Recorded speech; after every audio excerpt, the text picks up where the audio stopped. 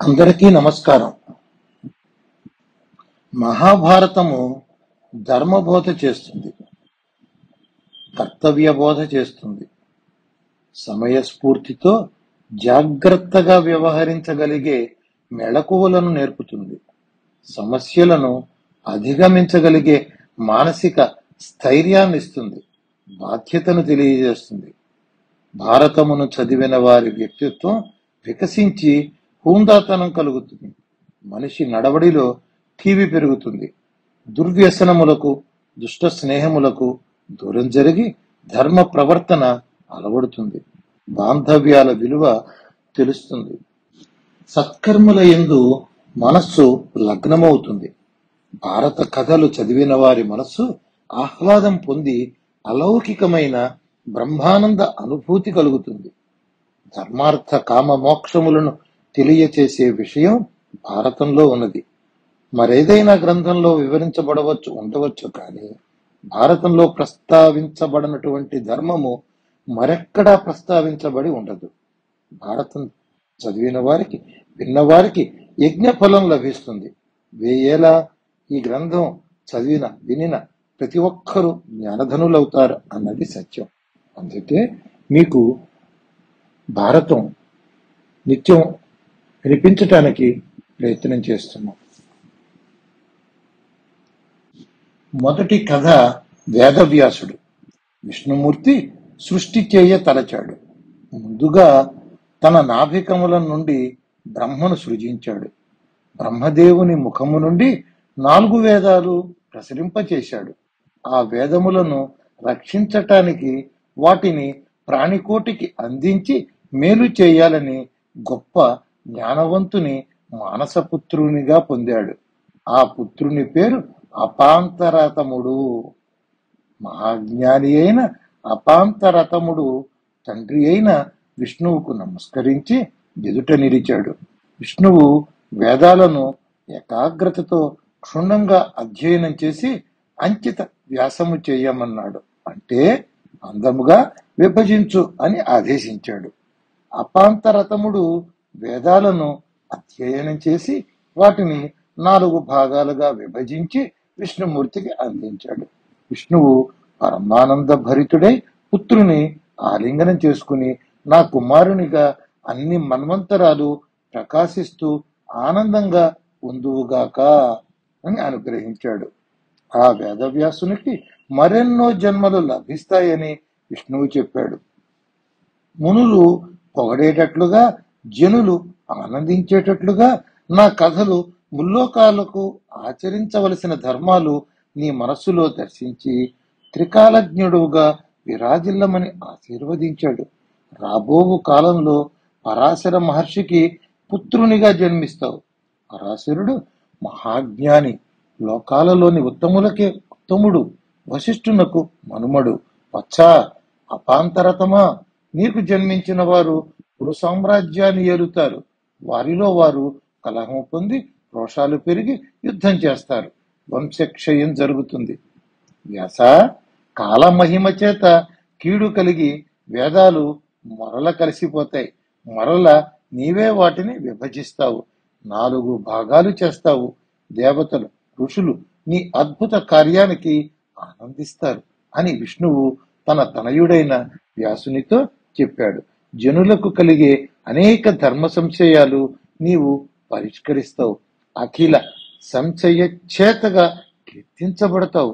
పుణ్యాత్ముడవని, లోకాలకు హితం కలిగించే వాడివని శ్లాఘిస్తారు అని నారాయణుడు చెప్పాడు. అయ్యా, నీవు రాగము కలవాడవు, సంతానము మోహము కలిగి ఉంటావు. కానీ నీకు ఒక విరాగి పుత్రుడు కలుగుతాడు. శాస్త్రాలు, ఆగమాలు, సాంఖ్యయోగములు నీ బుద్ధిలో వికసిస్తాయి అని ఆశీర్వదించి విష్ణువు అంతర్ధానం చెందాడు. వ్యాసుడు నిర్మలమైన మనస్సుతో దీర్ఘకాలం తపస్సు చేసి నారాయణ ఇచ్చిన విద్యను 10 చేసుకున్నాడు. తరువాతి కథ ఉదంకుడు. వేదవ్యాసునికి 4 శిష్యులు: పైలుడు, వైశంపాయనుడు, సుమంతుడు, జైమిని అనువారు. వారిలో పైలుని శిష్యుడు ఉదంకుడు. పైలుని గురుకులంలో శ్రద్ధగా భక్తిగా గురుసేవలు చేసుకుంటూ అణిమ లగిమ గరిమ ప్రాకామ్యం మహిమ ఈశత్వం వసిత్వం కామా వసాయిత అనే అష్టసిద్ధులు సంపాదించాడు. విద్య పూర్తి అయింది. గురుదక్షిణ సమర్పించుకుందామని గురువుని చేరి గురుదక్షిణగా ఏమి ఇవ్వమంటారు అని అడిగాడు. గురుదక్షిణ అంటే గురువు ఏది కోరుకుంటే అది ఇవ్వాలి. అట్లా భక్తితో గురువు కోరిన దక్షిణ సమర్పించిన వారికి ఉత్తమ సంతాన ప్రాప్తి కలుగుతుంది. పైలుడు ప్రసన్నంగా, నాకు దక్షిణగా ఏమీ వద్దు, మహాజ్ఞానివి అయినావు, ఆనందంగా ఉన్నది అని ఆశీర్వదించాడు. గురుపత్ని మాత్రం తనకొక కోరిక ఉన్నది అన్నది. సెలవీయమన్నాడు ఉదంకుడు. పౌష్యుడు అనే మహారాజు గారి ధర్మపత్ని ధరించే కర్ణాభరణమును తెచ్చిపెట్టమన్నది. సరేనని బయలుదేరాడు. ఆయన గురుభక్తికి మెచ్చి ఒక దేవతా పురుషుడు ఎద్దునెక్కి వస్తూ దర్శనమిచ్చాడు. నీవు కార్యార్థివై వెడుతున్నావు. నీవు చేరవలసిన గమ్యం త్వరగా చేరాలంటే నా ఎద్దుపేడను తిను, నీకు మేలు జరుగుతుంది అన్నాడు. ఆ దేవతా పురుషుని మాటలను గౌరవించి ఆ ఎద్దుపేడను సేవించి త్వరగా వెళ్లవలెనని తలంపుతో నిలబడే శుద్ధ ఆచమనం చేసి వేగంగా పౌష్య మహారాజును చేరుకున్నాడు. పౌష్య మహారాజు ఆ మునిశ్రేష్ఠునికి అర్ఘ్యపాద్యాదులనిచ్చి సత్కరించాడు. ఏ పని మీద వచ్చావని అడిగి కుశలం తెలుసుకున్నాడు. ఉదంకుడు తాను గురుపత్ని కోరగా వచ్చాను, నీ ధర్మపత్ని ధరించే కర్ణాభరణములు ఇప్పించి నాకు గురుదక్షిణ చెల్లించుకునే భాగ్యం కలిగించమన్నాడు. పౌష్యుడు ఎంతో సంతోషంగా అంగీకరించాడు. ఓ మునీశ్వర, ఈ సమయంలో నా దేవేరి ఆ ఆభరణము ధరించి ఉన్నది. నీవే స్వయంగా అంతఃపురంలోనికి వెళ్లి ఆమె నుండి స్వీకరించు అన్నాడు. ఉదంకుడు ఆనందంగా అంతఃపురంలోనికి వెళ్ళాడు. ఆ మహారాణి దర్శనం కాలేదు. నిరాశగా తిరిగి పౌష్య మహారాజు వద్దకు వచ్చాడు. ఆమె నాకు కనపడలేదు, నీవే నాకు తెప్పించి ఇవ్వు అన్నాడు. పౌష్యుడు, నా ధర్మపత్ని అపవిత్రులకు కనపడదు. ఆమె చాలా పవిత్రురాలు, పతివ్రత. నీవేమో ముల్లోకాలను పవిత్రం చేయగల పరమ పూజ్యుడవు. నీవు అపవిత్రముగా వచ్చావని చెప్పలేకపోతున్నాను అన్నాడు. ఉదంకునికి అర్థమైంది. తాను ఎద్దుపేడ తిని తొందరలో నిలబడి ఆచమానం చేయటం వలన అశుచిత్వం పోలేదని గ్రహించాడు. కూర్చుని ఆచమానం చేసి తిరిగి అంతఃపురంలోనికి వెళ్ళాడు. ఆ పతివ్రత శిరోమణి పౌష్య మహారాజు ధర్మపత్ని దర్శనమైంది. ఆ మహారాణి ఉదంకునికి నమస్కరించి భక్తిగా తన ఆభరణములను తన చెవుల నుండి తీసి ఉదంకునకు ఇచ్చింది. మునివర్యా, ఈ ఆభరణములను తక్షకుడైన సర్పరాజు కాజేయాలని ప్రయత్నంలో ఉన్నాడు, జాగ్రత్తగా తీసుకువెళ్ళు అని హెచ్చరించి పంపించింది. ఉదంకుడు మహారాజు చెంతకు వచ్చాడు. మహారాజు ఈ రోజు మా ఇంటి ఆతిథ్యం స్వీకరించి వెళ్ళమన్నాడు. సరేనని భోజనం చేయటానికి అంగీకరించాడు. అన్నంలో నల్లని వెంట్రుక ఒకటి కనపడింది. ఉదంకుడు ఉగ్రుడైపోయాడు. ఈ అపవిత్రమైన అన్నం పెట్టావు, నీవు అంధుడవైపోమ్మని శపించాడు. పౌష్య మహారాజుకి కోపం వచ్చింది. ఇందులో నా దోషం ఏమున్నది? అకారణంగా నన్ను శపించావు కాబట్టి నీవు సంతాన విహీనుడవు అవుతావు అని శపించాడు. ఉదంకుడు చెలించాడు. కోపం తగ్గింది. మహారాజా, సంతానం లేకుండా జీవించలేను, నీ శాపం ఉపసంహరించుకోమని అడిగాడు. రాజు కుదరదన్నాడు. ఉదంకుడు తన శాపం కొద్దీ రోజులలోనే తొలగిపోతుంది అని చెప్పి కుండలాలతో బయలుదేరాడు. దారిలో ఒక సరస్సు చెంత పవిత్ర స్థలంలో ఆభరణమును నుంచి ఆచమనం చేస్తున్న సమయంలో తక్షకుడు దిగంబర వేషంలో ఆ ఆభరణములను తీసుకుని వేగంగా వెళ్ళిపోతున్నాడు. ఉదంకుడు వేగంగా తక్షకుని పట్టుకున్నాడు. తక్షకుడు సర్పరూపంలో అక్కడ ఉన్న కలుగులోకి ప్రవేశించాడు. ఉదంకుడు కూడా సూక్ష్మ శరీరం ధరించి ఆ కలుగులోకి ప్రవేశించి వెంబడించాడు. అలా వెళ్లి వారు నాగలోకంలోకి ప్రవేశించారు. తక్షకుడు మాయమయ్యాడు.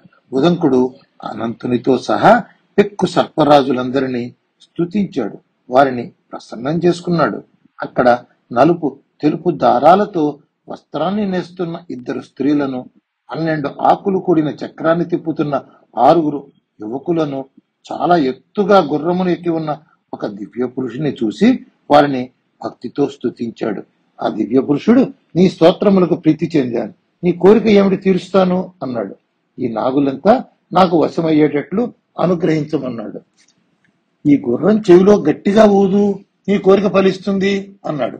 ఉదంకుడు వెంటనే ఆ గుర్రం చెవిలో ఊదాడు. ఆ గుర్రం ఇంద్రియ ద్వారాల నుండి భయంకరమైన జ్వాల ఎగసిపడి నాగలోకాన్ని దహించి వేస్తోంది. తక్షకుడు భయపడి కుండలాలను తెచ్చి ఉదంకునికి తిరిగి ఇచ్చాడు. అయ్యో, 4 రోజులైంది. గురుపత్ని వేగంగా తీసుకురమ్మనమని చెప్పింది, నేను బయటకు వెళ్ళుట ఎట్లా అని మదనపడటం ఆ దివ్య పురుషుడు గ్రహించాడు. ఈ గుర్రమెక్కి వెళ్ళు, ఇది మనస్సు గాలి కంటే వేగంగా ప్రయాణం చేస్తుంది అని చెప్పి పంపించాడు. గురుపత్ని శుచిగా స్నానం చేసి నూతన వస్త్రములు ధరించి ఉదంకుడు తెచ్చే ఆ దివ్యాభరణములు ధరించడానికి సన్నద్ధురాలై ఉన్నది. ఉదంకుడు భక్తిగా ఆ కుండలాలను ఆమెకు సమర్పించి గురుదక్షిణ చెల్లించి కృతార్థుడైనాడు. గురువు పైలుడు, నాయనా ఉదంక, పౌష్యుడి గృహం మన ఆశ్రమానికి చాలా దగ్గరయే కదా, ఇంత ఆలస్యం చేసావేమిటి అని అడిగాడు. ఉదంకుడు జరిగినదంతా చెప్పాడు. గురువర్య, ఆ దివ్య పురుషుడు, ఆ స్త్రీలు, ఆ యువకులు ఎవరు అని ఆసక్తిగా అడిగాడు.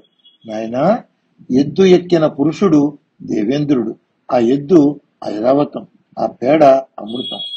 నాగలోకంలోని స్త్రీలు దాత విధాతలు, వారు నేస్తున్న వస్త్రం రాత్రి పగలు స్వరూపం. ఆ 12 ఆకులు 12 నెలలు కూడిన సంవత్సరం. దానిని త్రిప్పే ఆ 6 ఋతువులు. ఆ దివ్యాశ్వం అగ్ని. ఆ అశ్వం మీద కూర్చున్న పురుషుడు ఇంద్రుని మిత్రుడైన పర్జన్యుడు. ఇంద్రుని దర్శించి అమృతం సేవించినందువల్ల వేగంగా వెళ్లి కుండలాలు తీసుకురాగలిగినావు. నీ గురుదక్షిణతో నాకు సంతృప్తి కలిగింది, రుణ విముక్తుడమైనావని దీవించి పంపించాడు పైలుడు. గురువును సేవించి వారు కోరిన దక్షిణనిచ్చి ఆనందింపజేసే శిష్యుల యందు దేవతలు కూడా ప్రసన్నులవుతారు. ఉదంకుడు మహాముని, మహాజ్ఞాని, కాని దుందుడుకు స్వభావి. కార్యార్థి అయి పౌష్యుని వద్దకు వెళ్లి లబ్ధి పొంది పౌష్యుని శపించాడు. పరీక్షింపబడని అన్నం పెట్టినందుకు పరీక్షించే కన్నులు పరీక్షించలేదని ఆ కన్నులకు దృష్టి పోవాలని శపించాడు. పౌష్యుడు మహారాజు. ఆయన భూత భవిష్యత్ వర్తమానాలను దృష్టిలో పెట్టుకోవాలి. ప్రజారక్షణ ఆయన బాధ్యత. ఉదంకుడు యాచన చేశాడు. ఇచ్చిన వస్తువును రాజు వెనుకకు తీసుకోలేడు. బ్రాహ్మణుడు కాబట్టి శారీరక శిక్ష వేయలేడు. గురుదక్షిణ చెల్లించిన వానికి అయాచితంగా వచ్చే సంతాన ప్రాప్తి అనే యోగం లేకుండా శిక్షించాడు. ఇటువంటి దుందుడుకు స్వభావులకు కలిగే సంతానం వల్ల భావి తరాల వారికి కష్టం నష్టం కలగకూడదనే దూరాలోచనతోనే శిక్ష వేశాడు రాజు. అయినా ఆ ఉదంకుడి స్వభావం మారలేదు. తనను బాధపెట్టిన తక్షకుని మీద పగబట్టాడు. జనమేజయ మహారాజుని చేరి సర్పయాగానికి ప్రేరేపించాడు. ఓ మహారాజా, నేను గురువు కార్యములో ఉండగా తక్షకుడు నాకు హాని చేశాడు. ఆ తక్షకుడే నీ తండ్రి పరీక్షిత్ మహారాజుని భయంకరమైన విషంతో చంపివేశాడు. నీవు ప్రతీకారం తీర్చుకోవలసిన అవసరం ఏర్పడింది. నీవు సర్పయాగం చేసి తక్షకుని కులం అంటే తక్షకునితో సహా సర్వసర్పములను అగ్నికి ఆహుతి చేయవలసినది అంటూ జనమేజయ మహారాజుని సర్పయాగం చేయటానికి అంగీకరింపజేశాడు. 3వ కథ, భృగు మహర్షిచే అగ్నికి శాపము. భృగు మహర్షి తన భార్య పులోమను అగ్ని కార్యమునకు ఏర్పాటు చెయ్యమని స్నానమాచరించటానికి వెళ్ళాడు. ఆమె నిండు చూలాలు. భర్త ఆజ్ఞానుసారం ఆమె ఆహవనీయం, దక్షిణాగ్ని, గార్హపత్యం అనే 3 అగ్నులను ప్రజ్వలింప చేసింది. ఇంతలో అక్కడికి పులోముడు అనే రాక్షసుడు వరాహ రూపంలో వచ్చాడు. ఆ రాక్షసుడు అగ్నిని నేరుగా, ఈ స్త్రీ ఎవరు అని అడిగాడు. ఈమె ఎవరి భార్య అని అగ్నిని నిలదీశాడు. అగ్ని ఆలోచించాడు. తెలియదు అని అబద్ధం చెబితే దాని వలన కలిగే దోషం నివారించుకోలేడు. నిజం చెబితే భృగు మహర్షి ఆగ్రహానికి గురికాక తప్పదు. శాపం వలన కలిగే బాధను నెమ్మదిగా పోగొట్టుకోవచ్చు అని ధైర్యం తెచ్చుకుని ఆ రాక్షసునితో ఈమె భృగు మహర్షి ధర్మపత్ని అని చెప్పాడు. పులోముడు పూర్వం ఈమె నా కోసం వరించబడినది, కానీ తరువాత భృగు ఈమెను వివాహం చేసుకున్నాడు. ఈమె నా సొంతం అని భయపడుతున్న ఆమెను తీసుకుని ఎంతో దూరం పరిగెత్తుతూ వెళ్ళాడు. ఆమె గర్భంలోని బిడ్డ గర్భం నుండి జారిపడ్డాడు. ఆ బిడ్డకు చాలా కోపం వచ్చింది. గర్భం నుండి జారినాడు కాబట్టి చ్యవనుడు అనే పేరు వచ్చింది. ఆ చ్యవనుడు ఉదయించిన 1000 సూర్యుల తేజస్సుతో పుట్టాడు. ప్రళయ కాలంలో తిరుగులేని భరించలేని కాంతిని వెదజల్లే అగ్నివలే వెలిగిపోతున్నాడు. ఆ పులోముడు చ్యవనుని చూచిన వెంటనే ఆ వెలుగుల వేడిమికి దగ్ధమైపోయాడు. భృగు మహర్షి సతీమణి తన బిడ్డ చ్యవనుని ఎత్తుకుని తన ఆశ్రమానికి వచ్చింది. పులోముడు ఆమెను తీసుకుని పోతున్నప్పుడు ఆమె కన్నీటి ధార నది అయి ఆశ్రమం చెంత ప్రవహించింది. దానికి బ్రహ్మదేవుడు వధువును అనుసరించిన ధార కాబట్టి వధూసర అని పేరు పెట్టాడు. భృగు మహర్షి బాలసూర్యుని వలె వెలిగిపోతున్న తన కుమారుని చూచి అమిత ఆనందం పొందాడు. తన భార్యకు రాక్షసుడు కలిగించిన కీడును తెలుసుకుని బాధపడ్డాడు, ఆగ్రహించాడు. నీ ఉనికిని ఆ రాక్షసునికి తెలియజేసిందెవరు అని అడిగాడు. ఆమె అగ్నియే చెప్పాడు అన్నది. మహర్షికి అగ్ని మీద చాలా కోపం కలిగింది. అగ్నిని నీవు సర్వభక్షకుడివి కాగలవు అని శపించాడు. దానికి అగ్ని, ఓ మహాత్మా, నిజము చెప్పటానికి నిరాకరించిన వాడు, అబద్ధం చెప్పేవాడు నరకానికి వెడతారు. ఆ దోషం చెయ్యలేక నిజమే చెప్పాను. నా దోషం ఏమీ లేదు. నేను కూడా నిన్ను శపించగలను. కానీ మహర్షులు లోకాల శ్రేయస్సు కోరేవారు. మిమ్మల్ని శపించినచో లోకాలకు హితమైన కార్యములు ఆగిపోతాయి. అటువంటి దుష్కార్యము చేయలేక నిన్ను తిరిగి శపించటలేదు అన్నాడు. నేను అగ్నిని, లోకాలకు ఉపకారం చేసేవాడిని. దేవతలకు, పితృదేవతలకు నా ద్వారానే ఆహారం అందుతోంది. నేను సర్వభక్షకుడిని అయితే ప్రజలు చేసే కర్మలు నిష్ఫలమవుతాయి అని తన కాంతిని ప్రసరించనీయకుండా చేశాడు. యాగాలు, క్రతువులు, హోమాలు అన్ని స్తంభించాయి. దేవతలు భయపడి బ్రహ్మదేవుని ఆశ్రయించారు. బ్రహ్మ భృగు శాపము, అగ్ని ఆగ్రహం అన్నీ తెలుసుకున్నాడు. అగ్నిని పిలిపించాడు, శాంతపరిచాడు. ప్రకటింపబడే భూతాలన్నిటికీ నీవే నాయకుడివి. లోకాలన్నిటినీ పవిత్రం చేయగలవాడవు నీవు ఒక్కడివే. ప్రపంచాన్ని భరించేవాడవు నీవే. విరక్తితో ఉంటే తగదు అని బ్రహ్మగారు అగ్నిని సముదాయించాడు. భృగు చెప్పినట్లు అన్ని ఆరగించేవాడివైనను నీవెల్లప్పుడూ పవిత్రుడవే అని అనుగ్రహించి పంపించాడు. అందరికీ నమస్కారం. ఈ వీడియో మీకు నచ్చినట్టయితే, ఇలాంటి మరిన్ని వీడియోలు చూడాలనుకుంటే మన ఛానల్ని లైక్ చేయండి, సబ్స్క్రైబ్ చేయండి. ధన్యవాదాలు.